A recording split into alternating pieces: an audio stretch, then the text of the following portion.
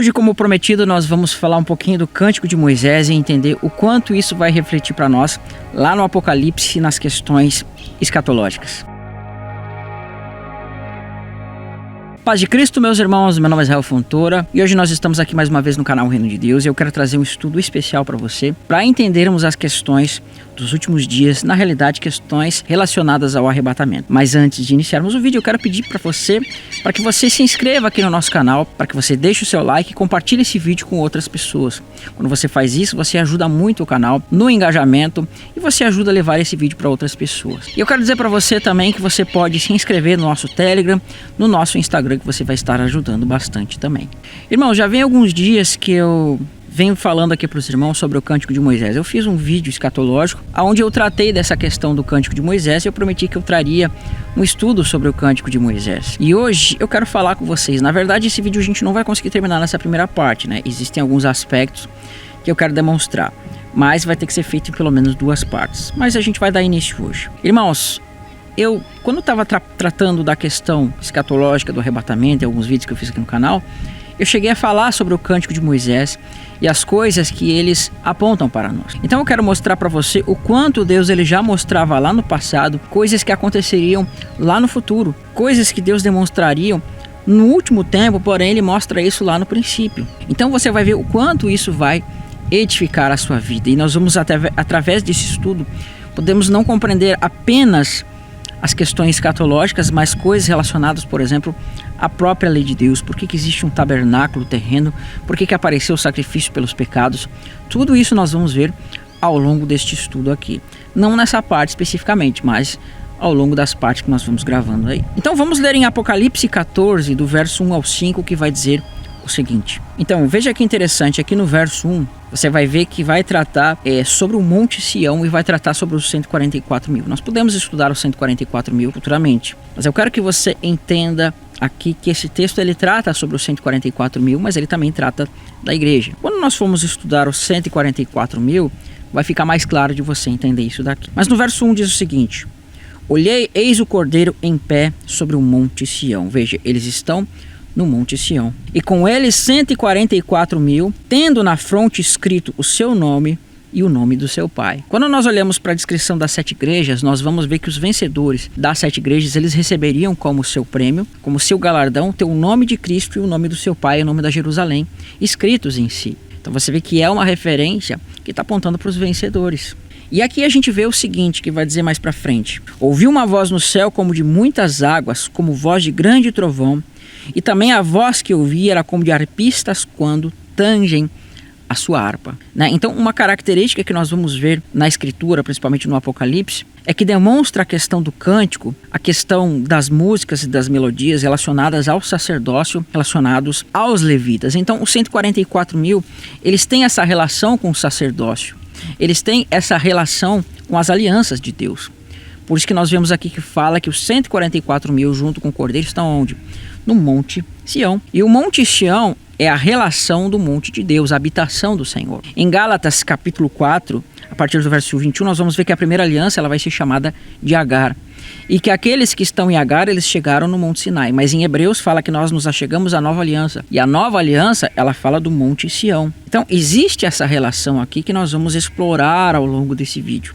Não desse vídeo especificamente, mas desse estudo como um todo. E no verso 3 diz assim: e entoavam um novo cântico diante do trono, diante dos 4 seres viventes e dos anciões, e ninguém pôde aprender o cântico senão os 144 mil que foram comprados da terra. São esses os que não se macularam com mulheres, porque são castos. São eles os seguidores do Cordeiro por onde quer que ele vá. São os que foram redimidos dentre os homens, primícias para Deus e para o Cordeiro. E não se achou mentira na sua boca, e não tem mácula. Irmãos, quando nós olhamos para Apocalipse capítulo 7, nós vamos ver a descrição dos 144 mil. Eles são todos relacionados às 12 tribos dos filhos de Israel, 12 mil de cada tribo. E nós percebemos que algumas coisas importantes ali aparecem, na verdade que não aparecem. Por exemplo, nós vamos ver que Efraim não aparece lá. Por exemplo, nós vamos ver que a tribo de Dan não aparece lá. Existe uma explicação muito tremenda ali que a gente pode tratar futuramente. Seria muito difícil falar tudo aqui nesse momento. Então eu quero que você entenda que esses 144 mil aqui, eles estão proferindo o cântico E este cântico apenas eles poderiam compreender. Era um cântico que aqueles que foram comprados, que foram redimidos dentre os homens, teriam o poder de cantar, porque eles aprenderam esse cântico diferente de todos os outros.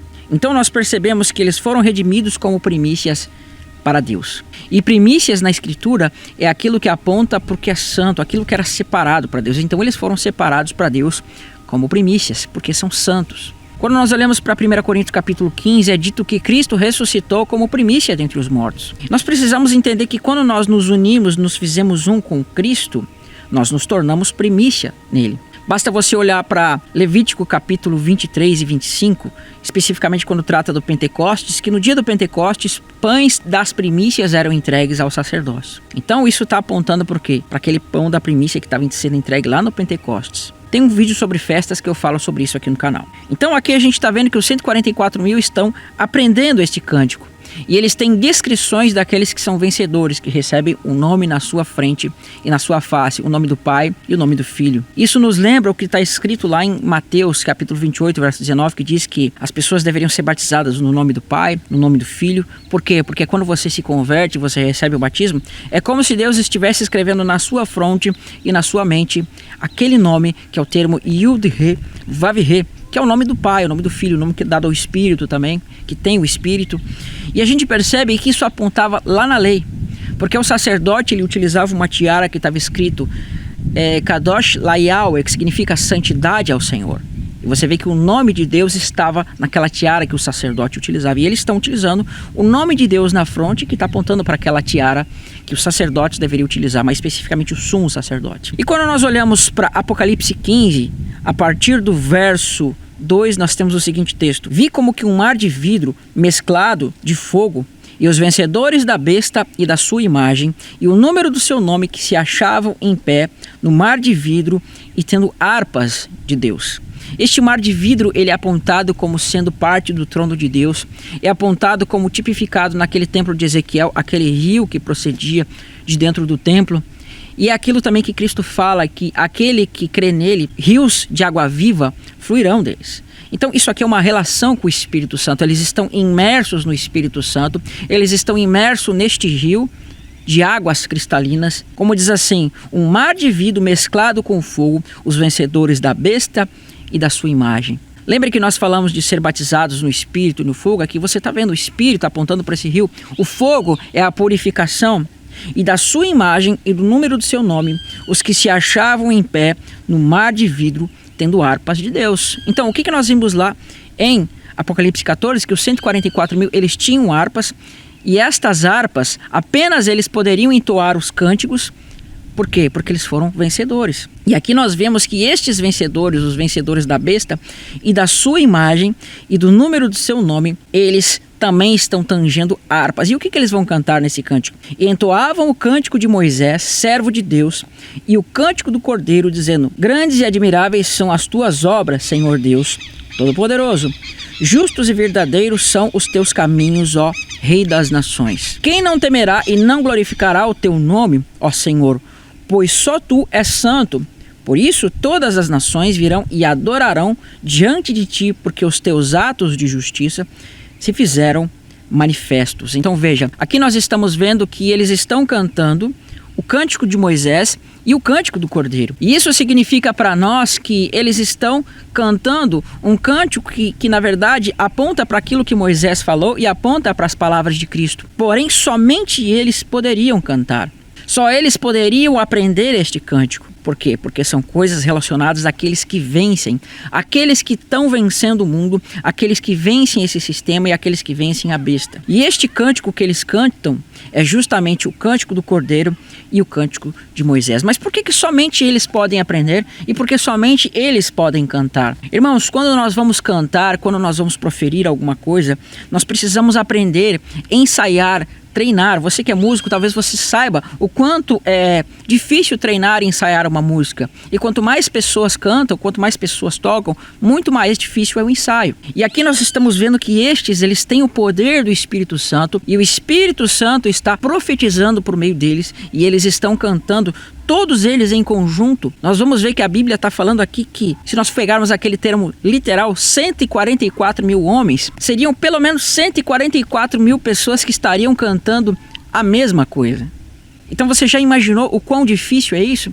Mas nós devemos entender que esse número 144 mil não fala de um número literal, apenas um número fechado 144, mas ele é um número que representa muitas coisas. Mas isso fica para um outro estudo. E aqui no verso 5 vai dizer: depois destas coisas, olhei e abriu-se no céu o santuário do tabernáculo do testemunho. Então, veja que tremendo este cântico, irmãos. Porque neste cântico você consegue ver diversas coisas. A Bíblia está nos dando aqui um link para que você possa ligar com muitas coisas que foram ditas. E quando a Bíblia diz para você olhar para certas questões, é que você precisa fazer um link daquilo que foi dito. Então, quando ele fala o cântico de Moisés e o cântico de Cordeiro, nós precisamos entender que Deus está nos dando ali um link para que você vá lá no cântico de Moisés e que você olhe para as palavras do Cordeiro. E esse cântico do Cordeiro, certamente, ele está espalhado pela Escritura de diversas formas. Mas nós entendemos também que em Apocalipse 14 fala de um cântico novo. Em Isaías fala assim nos Salmos que os gentios deveriam cantar um cântico novo, adorem ao Senhor. Por quê? Porque as nações, irmãos, eles adoravam ídolos. Eles adoravam imagens, e um cântico novo, ou seja, é adoração ao Senhor, porque eles conheceram ao Senhor. Isso demonstra com que eles haviam se arrependido e se achegado ao Senhor Jesus Cristo. Então nós precisamos entender que cantar um cântico novo é uma coisa nova que aconteceu, como por exemplo, em Apocalipse que fala que o Cordeiro, ele era aquele que era digno, era o único que era digno de pegar os selos, pegar o livro e abrir os selos. Por quê? Porque era uma coisa nova, como ninguém tinha feito. Ninguém havia feito isso. Então esse cântico de Moisés e esse cântico de Cordeiro, quando aparece lá em Apocalipse 14, que nós vemos que eles estavam cantando um cântico novo, é que coisas novas estavam sendo feitas. E é aquilo que fala a Escritura, que as coisas estavam se restaurando, as coisas estavam se tornando novas. Então isso é importante de nós entendermos. Por quê? A primeira coisa que nós temos que entender é que Deus está fazendo com que nós linkamos lá com o cântico de Moisés. E esse cântico de Moisés ele vai aparecer em dois momentos. O primeiro momento vai estar em Êxodo 15, quando nós vemos os filhos de Israel, quando eles saem do Egito e os filhos de Israel vão profetizar juntamente com Moisés.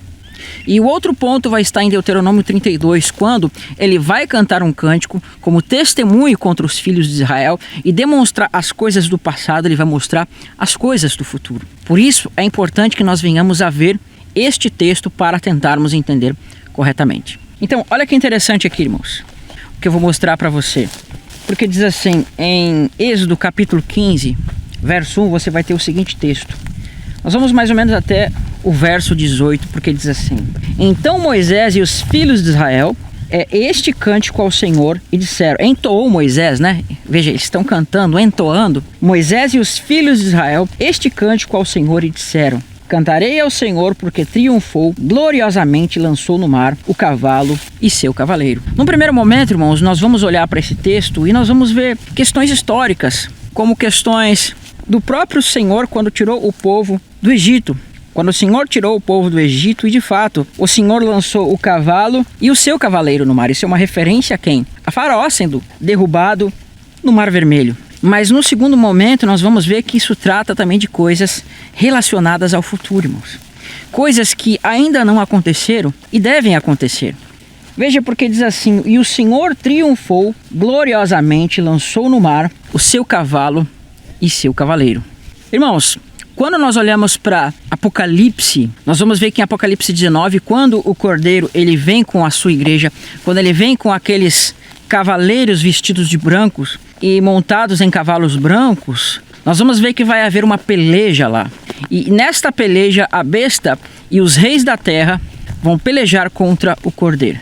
E nós vemos que ali vai ser dito que Cristo e o seu exército venceram a besta. E a besta, ela vai ser lançada no mar, juntamente com o falso profeta. Mas na verdade ela vai ser lançada aonde? No lago de fogo. O primeiro mundo, que foi o tempo de Noé, ele acabou por meio do quê? Das águas. Mas o mundo, este mundo, ele vai terminar pelo meio do fogo. Então, do mesmo modo aqui nós vemos que Faraó foi atirado aonde? Nas águas, no mar, afundou nas águas. Porém, aquele que nós sabemos que virá nos últimos dias, ele vai ser atirado aonde? no lago de fogo. Então entoou Moisés e os filhos de Israel, coloco isso então assim, então entoou Cristo e os filhos de Israel este cântico ao Senhor, e disseram, cantarei ao Senhor porque triunfou, gloriosamente lançou no mar o cavalo e seu cavaleiro. Aqui falando, no primeiro momento de Faraó e do seu exército, mas no segundo momento falando da besta, o anticristo e o seu exército. E o Senhor é minha força e o meu cântico. Ele me foi por salvação, este é o meu Deus. Portanto, eu o louvarei, no original hebraico aqui é eu lhe edificarei uma morada, e ele é o Deus de meu pai, por isso eu exaltarei. Então, quem aqui é o pai desse povo? Quem é o pai aqui desse que está cantando, que a gente sabe que é Moisés e os israelitas? Ele está fazendo um apontamento para quem? Para Abraão, para Isaac e Jacó, o Deus de Abraão, o Deus de Isaac e o Deus de Jacó. Aí aqui no verso 3 tem uma questão muito interessante, irmãos. Muito importante que às vezes a gente não dá devida atenção. Por quê? Porque diz exatamente assim no verso 3. O Senhor é homem e homem de guerra. O Senhor é o seu nome. Mas a própria Bíblia diz lá em Números que Deus não é homem para que minta e nem filho do homem para que se arrependa. Então como pode ser dito aqui que o Senhor é homem de guerra e o Senhor é seu nome? Porque, irmãos, eles estão fazendo uma referência ao Filho aqui. E o Filho de Deus é Deus que se fez homem. E quando Cristo vier, ele vai vir como filho de Davi, glorificado, como um homem descendente de Davi que vai pelejar pela causa do povo de Deus. E este homem será o homem de guerra que pelejará contra todas as forças do mal deste mundo. Naquela peleja que nós sabemos que está descrita em todos os profetas que tratam deste assunto.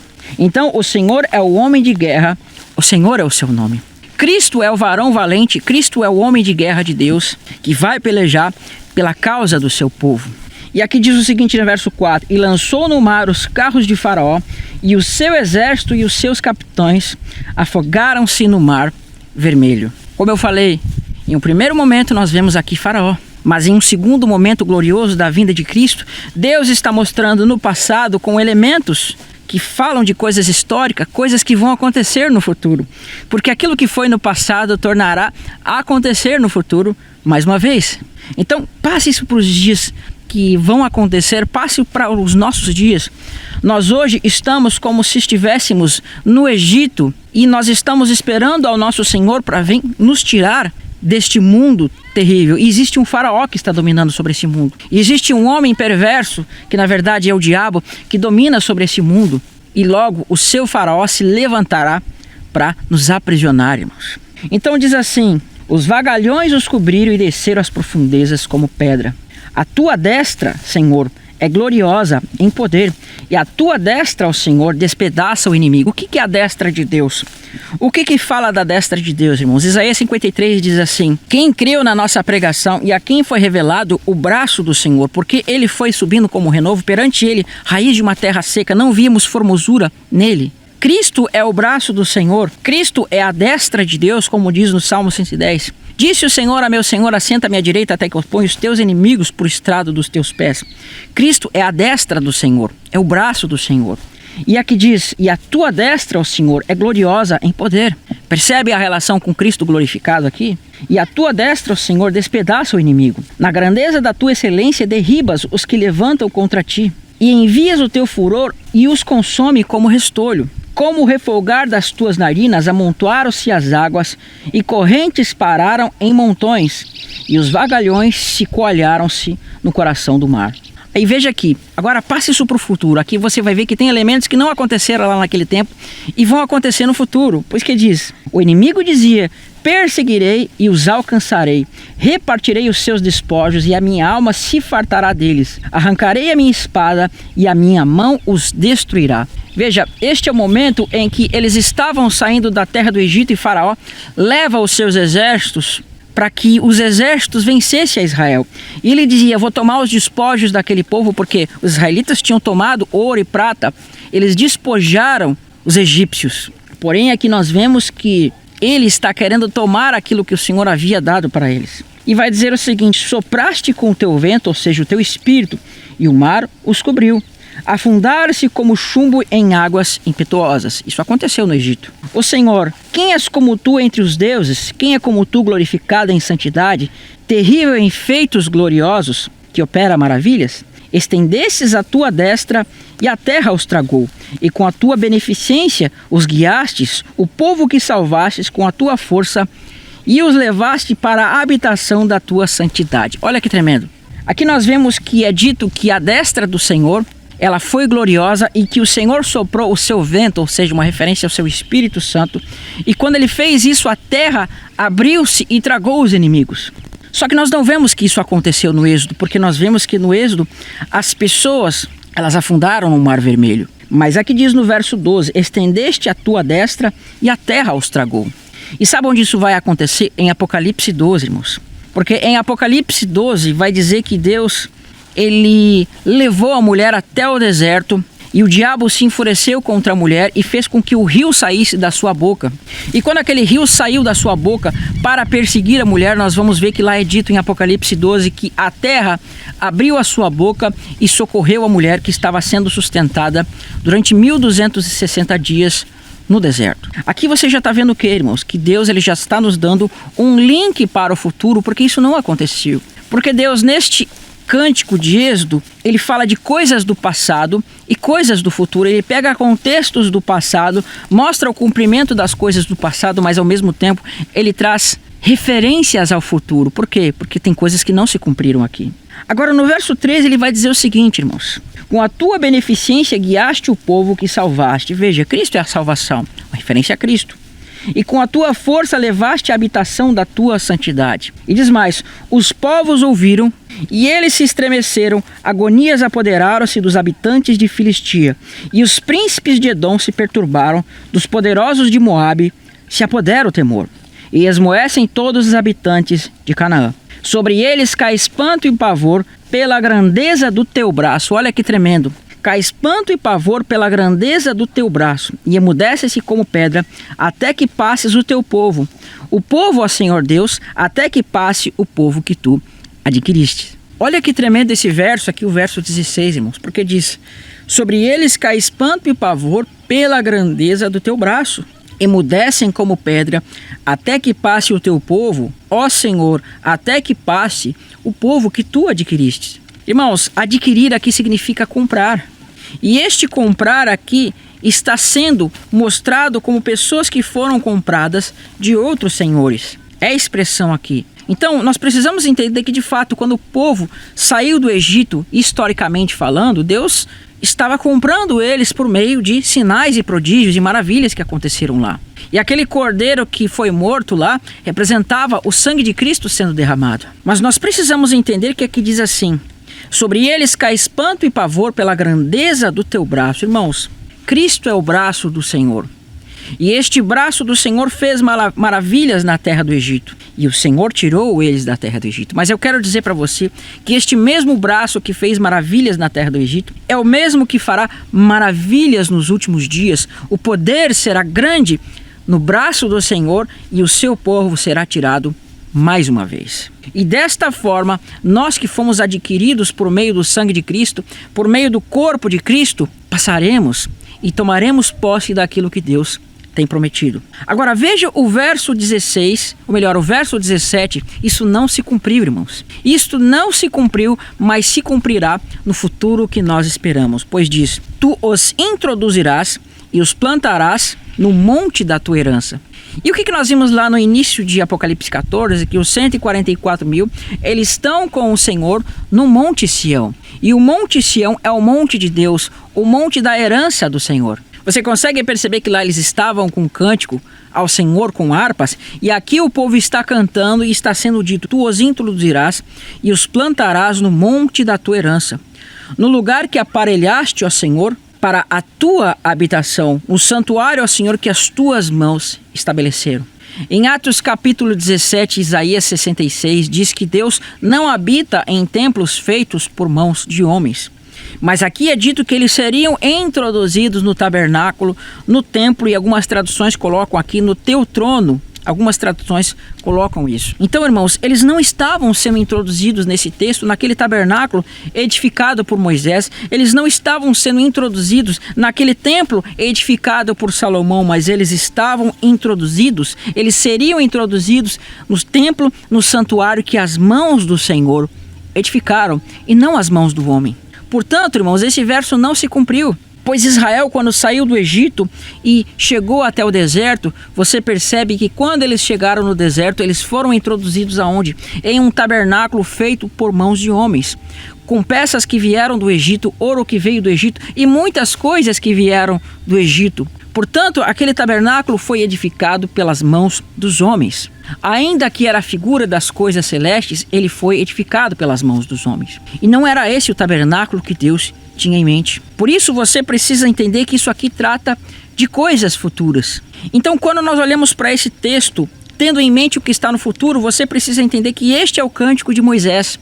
E quando Deus manda que nós olhássemos para o cântico de Moisés, você precisa entender que esse cântico é o cântico de um triunfo, aonde o Senhor tirou o seu povo da escravidão e agora está introduzindo eles na herança. Só que com eles, irmãos, na primeira aliança, no contexto de Israel saindo do Egito, isto não se cumpriu. Mas aqui ele está mostrando: tu os introduzirás e os plantarás no monte da tua herança, no lugar que aparelhaste, ó Senhor, para a tua habitação, no santuário, ó Senhor, que as tuas mãos estabeleceram. Verso 18: o Senhor reinará para todo sempre. Irmãos, você percebe que aqui está falando do estabelecimento do reino de Deus? Quando você olha para Apocalipse, na 7ª trombeta, em Apocalipse 11, é dito que o 7º anjo tocou a sua trombeta e houve vozes no céu dizendo: os reinos do mundo passaram ao nosso Senhor e o seu Cristo, e eles reinarão pelos séculos dos séculos. E é a mesma coisa, o Senhor reinará por todo sempre. Tudo pertence ao Senhor, o mundo é do Senhor, todas as coisas são de Deus. Mas este mundo está entregue ao inimigo, este reino está debaixo do maligno. E Deus um dia vai desfazer todos esses reinos para estabelecer o seu reino. Então se cumprirá o verso 18 que diz: o Senhor reinará para todo o sempre, no toque da 7ª trombeta. Então veja o que diz lá em Deuteronômio 31, verso 30 até Deuteronômio 32, que diz mais ou menos assim: então Moisés pronunciou integralmente as palavras desse cântico. Veja, é uma segunda parte do cântico de Moisés. Aos ouvidos de toda a congregação de Israel, inclinai os ouvidos, ó céu, e eu falarei, e ouça a terra as palavras da minha boca. Veja, Moisés ele está pronunciando aos céus e pronunciando à terra para que eles fossem testemunho das palavras. E no verso 2 diz assim: goteje a minha doutrina como chuva, e destile a minha palavra como orvalho, como chuvisco sobre a relva, como gotas de água sobre a erva. Então, irmãos, a chuva é uma referência ao Espírito Santo sendo derramado. A chuva é uma referência ao Espírito que seria derramado, e este Espírito seria derramado para restaurar aquilo que já havia sido falado por meio de Moisés e dos profetas. Porque existe uma promessa do derramamento do Espírito Santo futuramente. Ainda que houve já o derramamento do Espírito Santo, há sim uma profecia, uma promessa que isso tornaria a acontecer. E diz assim: porque eu proclamarei o nome do Senhor e engrandecerei o nosso Deus. Eis a rocha, e as suas obras são perfeitas, porque todos os seus caminhos são juízo. Deus é fidelidade, e não há nele injustiça, e é justo e reto. Procederam corruptamente contra ele, e já não são seus filhos. Veja, agora ele está falando daquele povo da primeira aliança. Por quê? Porque eles tropeçaram, eles erraram, eles mentiram, havia manchas no testemunho deles, e eles tinham mentira nos seus lábios. Porém, os 144 mil, eles não têm mentira, eles não têm mancha, eles não têm mácula. Deus está comparando o testemunho daqueles primeiros com o dos últimos. Procederam corruptamente contra ele e já não são seus filhos. Sim, suas manchas é geração perversa e deformada. É assim que recompensas ao Senhor, povo louco e ignorante? Não é ele teu pai que te adquiriu e te fez e te estabeleceu? Lembra-te dos dias da antiguidade e atenta para os anos das gerações e gerações. Pergunta ao teu pai e ele te informará, e os teus anciões e eles te dirão. Quando o Altíssimo distribuía a herança às nações, quando ele separava os filhos dos homens uns dos outros, fixou os limites dos povos segundo o número dos filhos de Israel. Porque a porção do Senhor é seu povo, e Jacó é a parte da sua herança. Irmãos, Jacó, o povo de Deus, é a herança de Deus. É aquilo que o Senhor herdará. Nós precisamos entender que o Pai deu a Israel para o Filho. O Pai deu Israel para Cristo. E Israel é a herança de Cristo. Por quê? Porque é a esposa do Senhor, é a propriedade do Senhor, povo de propriedade particular, ou seja, é o Pai dando a herança para o seu filho. E imagine isso aqui acontecendo, mas você coloca para os dias futuros. E achou numa terra deserta, num ermo solitário, povoado de uivos, rodeado, e cuidou dele e guardou-o como a menina dos olhos. E como águia desperta a sua ninhada e voeja sobre os seus filhotes e estende as suas asas, tomando-os leva sobre eles, assim só o Senhor os guiou e não havia com eles Deus estranho. Agora preste atenção no próximo verso, verso 13. Ele os fez cavalgar sobre os altos da terra e comer as messes do campo e chupar o mel da rocha e o azeite da dura pederneira. Veja que tremendo aqui a expressão, ele os fez cavalgar sobre os altos da terra. Irmãos, esse texto está apontando para coisas futuras, porque cavalgar sobre os altos da terra é a mesma referência que nós vamos ver em Apocalipse 19, quando aqueles homens, aquelas pessoas vêm vestidos de vestiduras brancas em cavalos brancos voando com Cristo. Isso é uma referência do que? Arrebatamento, uma referência da nossa ascensão com Cristo e da posse do reino. Porque nós cavalgaremos, como fala a palavra, nos altos e elevados da terra. Então você percebe que eles estavam cantando isso? É claro que existem muitas palavras para se falar aqui, porém que ficaria muito grande no vídeo. Mas coloque tudo isso e entenda que esse cântico de Moisés e essas coisas profetizavam aquilo que vinha no fim. Mas o mais interessante desse texto é que nós vemos ali que o Senhor, como águia, guiou eles. Guiou eles aonde? Para o deserto. Guiou eles para que eles fugissem da mão do inimigo. E nós vemos isso em Apocalipse 12, quando diz que a mulher foi levada nas asas da grande águia para o deserto. Em Êxodo capítulo 19 também vai ser dito a mesma coisa, que Deus tirou os filhos de Israel do Egito com as asas da grande águia para que ele fosse seu povo, o povo escolhido. Percebe? São as mesmas coisas que se repetem. E agora eu quero mostrar para você como isto vai acontecer nos últimos dias. Preste bastante atenção. Então veja que vai dizer aqui em Isaías capítulo 30, a partir do verso 27, tratando da salvação do Senhor Jesus Cristo e tratando do grande dia do Senhor. Diz bem assim, preste atenção a isso que está acontecendo aqui. Eis o nome do Senhor, que vem de longe, ou seja, ele vem dos ares. Aqui a referência ao nome do Senhor é o próprio Cristo. Por quê? Cristo é apontado na Escritura como o nome do Senhor, como a habitação do nome de Deus. E o de Rê, é muito estranho, né? O nome do Senhor. Então, é referência a Cristo. Porque um nome, uma palavra, né? Especificamente, é uma coisa estranha de você pensar, mas aqui o nome é referência ao Filho de Deus. Eis o nome do Senhor que vem de longe, ardendo na sua ira, no meio de espessas nuvens, e os seus lábios estão cheios de indignação, e a sua língua é como fogo devorador. Lembra a referência do Espírito Santo como línguas de fogo em Atos capítulo 2? E a sua respiração, você pode ver no original hebraico, a palavra ruach, que significa e o seu espírito, é como a torrente que transborda e chega até o pescoço para peneirar as nações com peneira de destruição. Um freio de fazer errar estará no queixo dos povos. Veja, é a ira do Senhor que está sendo derramada sobre as nações. Mas veja o que vai estar acontecendo com o povo. Veja o que vai estar acontecendo com o povo de Deus nestes dias.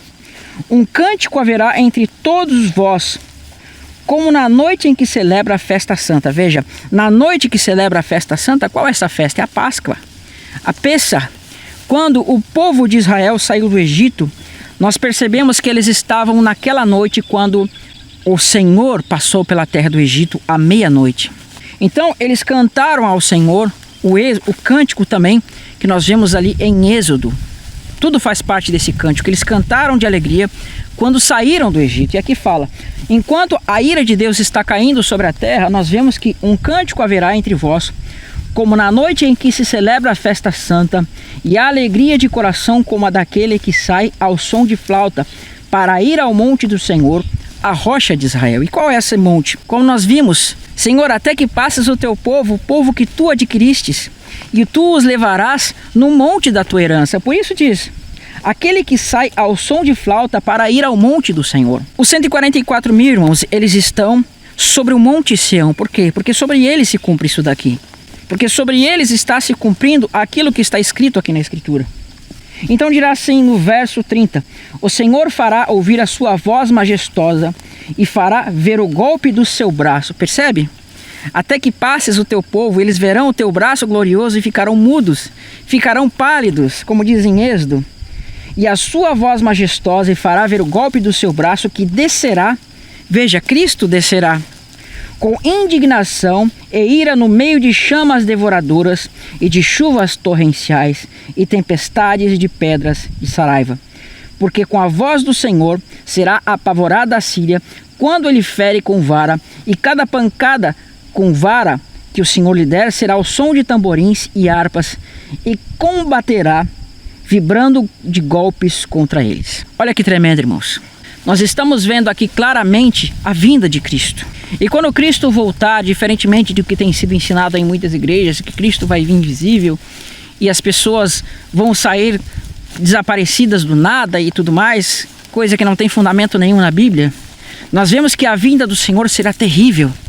A Bíblia diz que os céus se rasgarão, que as estrelas cairão do seu firmamento e que a ira do Senhor cairá sobre a terra.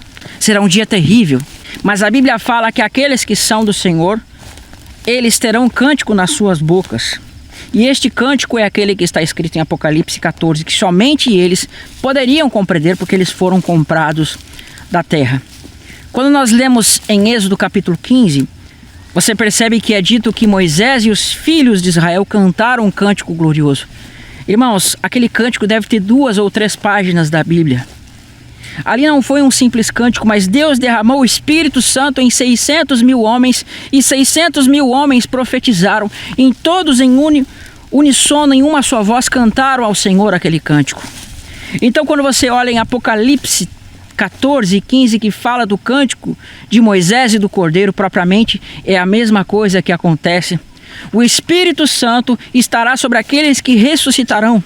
Aqueles que estarão ressuscitando para entrar na posse da herança terão em suas bocas um cântico e glorificarão a Deus. Então, irmãos, você pode ter certeza que naquele dia da ressurreição, os mortos ressuscitarão com cânticos em suas bocas, e o mundo verá um grande cântico, um grande coro de pessoas ressuscitando, sendo elevadas até os céus, cantando ao Senhor, ao som de melodias e ao som de harpas e ao som de trombetas, glorificando ao Senhor. Será um evento como o mundo nunca viu. Será um evento que nunca aconteceu. Aqueles que ressuscitarem no Senhor terão um cântico na sua boca e proclamarão as grandezas do Senhor e irão até o monte do Senhor. Irmãos, eu vou finalizar esse vídeo aqui. Quero explicar mais uns pontos futuramente. A gente vai trazer mais algumas partes para ele, para tentar explicar um pouquinho melhor. Mas eu espero que esse vídeo tenha trazido um pouco de entendimento para você sobre coisas que irão acontecer, que ainda não aconteceram. Mas eu quero pedir para você, se inscreve nesse canal, porque quando você se inscreve, você vai receber atualizações aqui e ter mais vídeos como esse. E quando você se inscreve, você ajuda que esse canal seja engajado e que esses vídeos sejam levados para outras pessoas. Então, te inscreve, deixa o seu like e compartilha com outras pessoas. No final aqui eu vou deixar 2 vídeos para que você continue conosco no canal. Eu agradeço você e até um próximo vídeo. Tchau, tchau.